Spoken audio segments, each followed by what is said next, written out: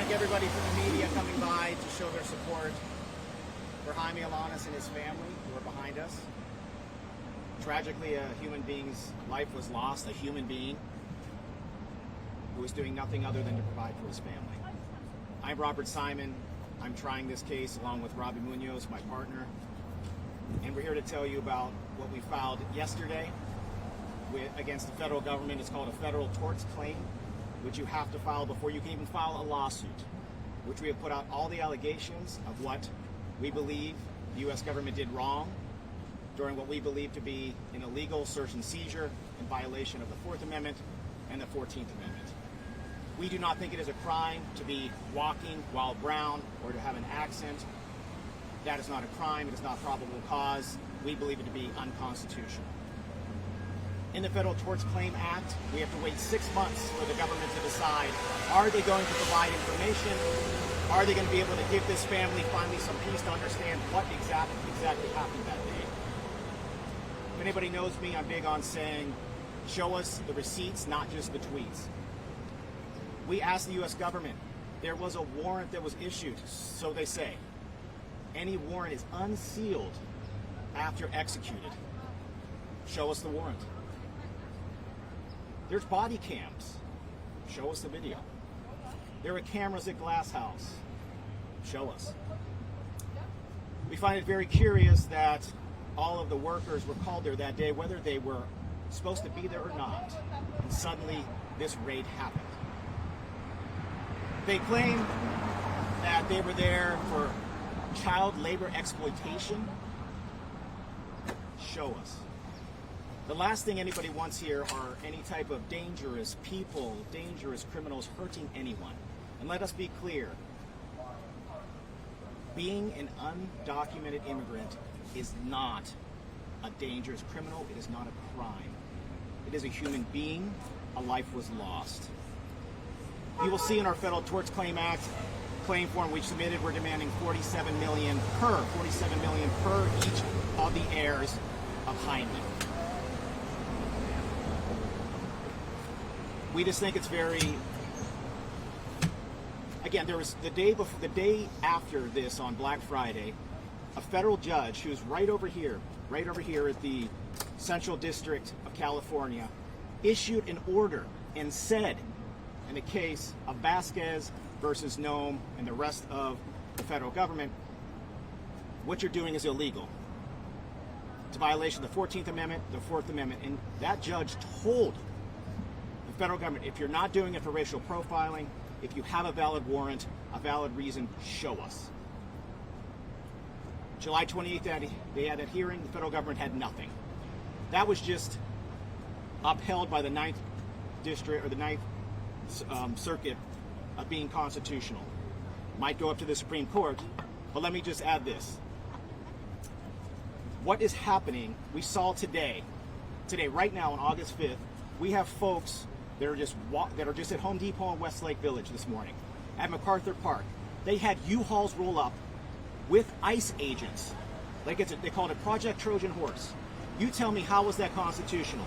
They were just rounding up people like cattle because they were brown and had an accent, and that's it. No warrants, nothing. So I challenge every single advocate, every single lawyer, continue to file these lawsuits and be loud about it. I'm going to turn it over to Robbie Munoz. We do a lot of work and try cases together at our firm, the Justice Team. We're also doing this case with Singleton Schreiber. If you know anything about that firm, they just hit the Tesla autopilot verdict in Miami last Friday for $229 million to finally hold them accountable. And Robbie and I will be trying this case right over here if the government does not give us answers. And again, we don't want endangered criminals. We just want the truth. If you are listening to this and you have a warrant, if you have video evidence, if you could substantiate that you did everything correctly, we would love to see it. And so would the American people. Central District Courthouse is right over there. And we hope that this evidence that they claim they have is not buried next to the Epstein files. If everybody looks across the street, we see our fine president with Mr. Epstein. I can see him back there, but American government, you can produce it. Si se puede. You can do it. Robbie, take it over. Sir, could you give me your name and spell it real quick? I'm sorry, I got you late. My name is Robert Simon, S-I-M-O-N. Thank you. So I'm here really to speak on behalf of the family and for the person that was lost. And in my opening time with this family, the first question I asked was, tell me about Jaime the human being. Tell me about Jaime the person. And what I was able to learn about Jaime was incredible. This is a hardworking man who was dedicated to his family, who had a wife and a daughter that he loved and that he cherished. He expected this to be like any other day. He showed up to work, he expected that he was going to be able to perform his job and go home to his family. And he never had that opportunity. And for the family, the importance is that we get answers to these questions, that we get answers to everything that occurred. They want the truth to be revealed here. And as their advocates, that's our job. Our job is to work to make sure that we have the truth and that we're honoring Jaime's memory. This is a tremendous human being, a wonderful father and husband. His name's not going to just be swept under the rug and forgotten. We're here to fight every step of the way to ensure that his memory lives on and that it lives on appropriately and that the information that's being shared out in the media is accurate. That's something else that the family really wants to stress. They want accuracy of information that's shared. And right now we haven't had accurate information shared. We need to see the search warrant. We need to see footage. There's a lot that needs to be uncovered here, and there's a lot of work to be done, and we look forward to doing that on behalf of the family. Thank you. And I think the family would like to say one thing about, if they would, if you got anybody from the family could.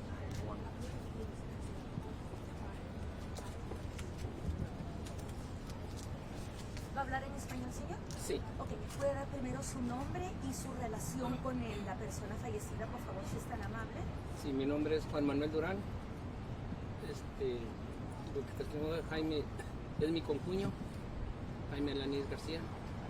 Lo único que queremos es respuestas, que nos den respuestas de lo que pasó, que el gobierno nos dé respuestas porque fue injusto lo que hizo. Es todo.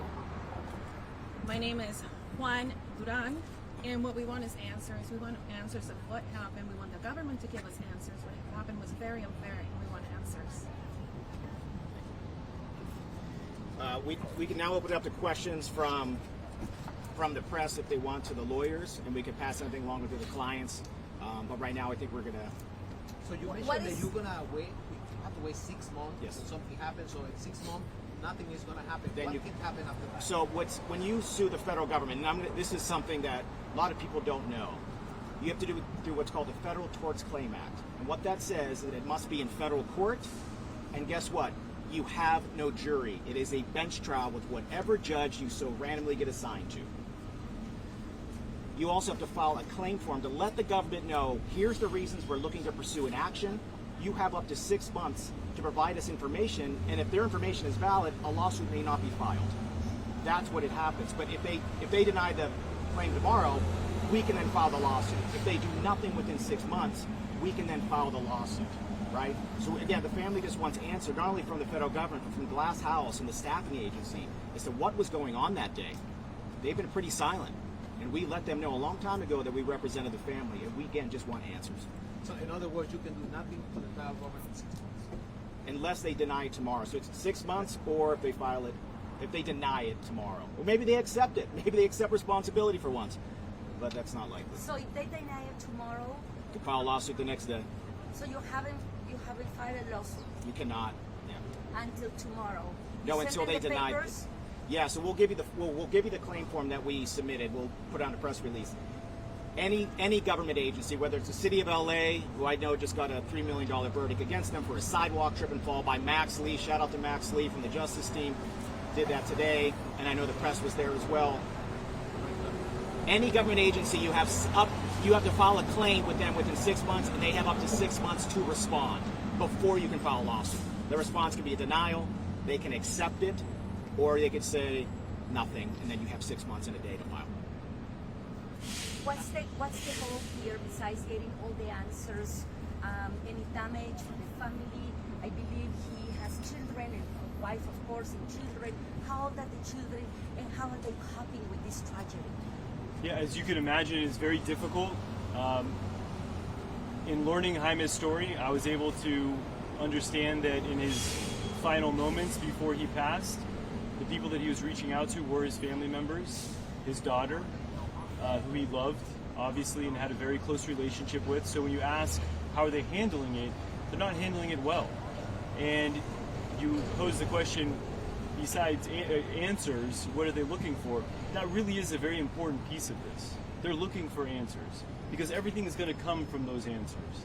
But justice for the loss of a father, for the loss of a husband, holding people accountable for the death of a wonderful human being, right? These are the things that the family is seeking. Can we, can we do one question to the family member? Simple question like how the family is doing. Just that question in Spanish. Yes. So, una pregunta. ¿Puede ser la viuda, por favor? ¿Puede ser la viuda? ¿Puede ser? No está la viuda. No está aquí. Ah, ok, gracias. ¿Y dónde está la familia?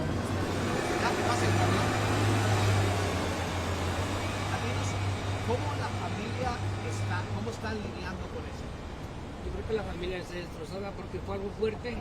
La familia nada más está esperando respuestas de lo que pasó. Es lo único que la familia espera, respuestas. Pero la familia está realmente destrozada porque no fue una cosa fácil. Fue una cosa muy difícil que no nos pase a nadie. The family is destroyed. It was something very hard that happened to the family, and we just want answers. We're just destroyed. ¿De qué parte de México era él y qué piensan hacer con sus restos queridos? I don't think we should. We don't need to answer. It's fine. No necesitamos.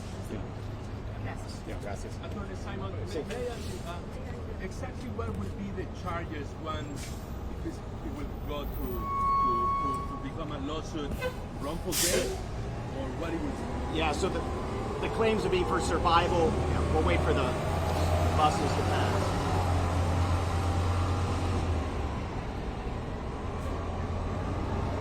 So, well, it is busy day. Maybe in the shade too, you know. But I only like ice in my whiskey, if you see. Right, that's right. So the cause of action will be for survivorship and wrongful death. Survivorship means that Jaime, unfortunately, suffered for a long time after he was injured and died in the hospital. The family can recover losses for that, as well as wrongful death. So the wrongful death is owned by his wife and his daughter for their loss, which in our claim form we put $47 million per each one of them. We were going to do 45. We thought 47 was more appropriate. That's what we're seeking in this case. Now, you said that the government claims that there was a search warrant, that there are videos that were child exploitation. Those are the evidence that you want to see in your... Yes, we want to see it, because if you're executing a warrant, so this is akin to, this is the first human being that was lost during one of these raids. First one. This is akin to what we saw to happen to Breonna Taylor, which they did not have a legal warrant. They did not have probable cause. They just shot through a wall and killed a human being. They ended up being held accountable. It's a similar situation that we have here. I guarantee there's no warrant for Jaime Alanís. I guarantee there's no probable cause once they're on private property to chase people like cattle, hitting with tear gas and rubber bullets. I don't think that exists. So what probable cause would they have for somebody that was working there that day for 326? How many people did they do that to? Approximately 350 total.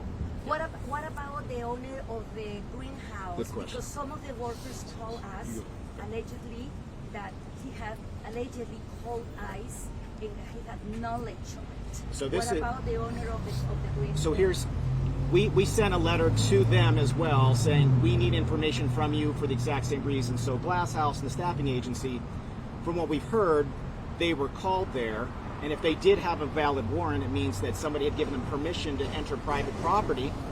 We also heard there was payday that day, and they called it everybody that wasn't even supposed to be there. And as we know, it's summer. A lot of people bring their children to work because they don't have care. Again, we just want answers. That's all the family wants. That's all we want from Glass House, the staffing agency, and from the federal government. And of course, under California law, if they did that, it will be... Correct. So under California law, you can have multiple defendants, multiple people that did something wrong. In this case, if it was the employer, It essentially set an entrapment issue on their private property. They're going to know something like this is going to happen. They could be held accountable. Now, when you do that, since they're a California entity, we still would have to file in federal court because the federal government's involved. But against them, you would be able to get a jury trial, but not for the allegations against the federal government. Very strange, but that's how the law's set up. Would evidence of a warrant or hypothetically child labor violations change anything for you? Yeah, so if they had a warrant for child labor, so again, warrants are very specific. They have to be a judicial warrant signed by a judge, not administrative. If it was there for child labor issues, why did they round up 326 employees? Should they have gone against the owners, right? The owners are the ones that were apparently exploiting children, so they claim. But if the owners tipped them off, then why were they there for that? Again, unseal the warrant, let the public see it. And I think an important follow-up to that is that that's just one piece of the puzzle of that day. Right? We need answers for everything else that occurred in between issuing that warrant, showing up with that warrant, and leaving that premises. That whole timeline needs to be filled. So it's going to take a lot of work, and they're going to have to share that information. Yeah, and we have an organization in the community called Justice HQ. We encourage anybody can join that to help us share information, because we need to corroborate all of these stories to see exactly what happened. Because a lot of people are scared, a lot of people were detained, a lot of people do not know their rights, but a lot of people can be absolutely helpful. And as we saw in this exact raid, we had an American citizen who was in the military that was detained by the federal government with no probable cause. So if they can do that to an American citizen, he was just there and he was a different colored skin than everybody, than the ICE agent, so he was taken. Can you handle a big statement in Spanish by any chance? What kind? Just a general of what was Yeah, in general, yeah.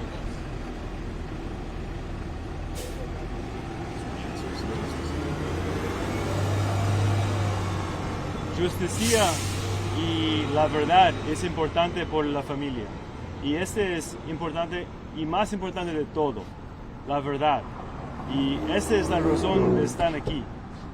Robbie, ¿podrías explicar acerca de los 6 meses actuales? Yeah, I can explain that a little bit more after. Yeah, Podemos hacer one-on-one con usted en español después. Yeah, I can do that after. Gracias. thank you. What would you tell families who are too afraid to come forward with maybe evidence? I would tell families, if there's anyone out there that is afraid, that does not want to step forward, they can contact me directly. They can have a conversation with me, my partner. We're here. We're a part of the community. That's a very good question, and we want people to feel like they can step forward. Having a conversation with us is not going to put anyone at risk. And also, there's something called attorney-client privilege. So if you talk to a lawyer and they become your client, you can share all that information confidentially and nobody can see or hear it.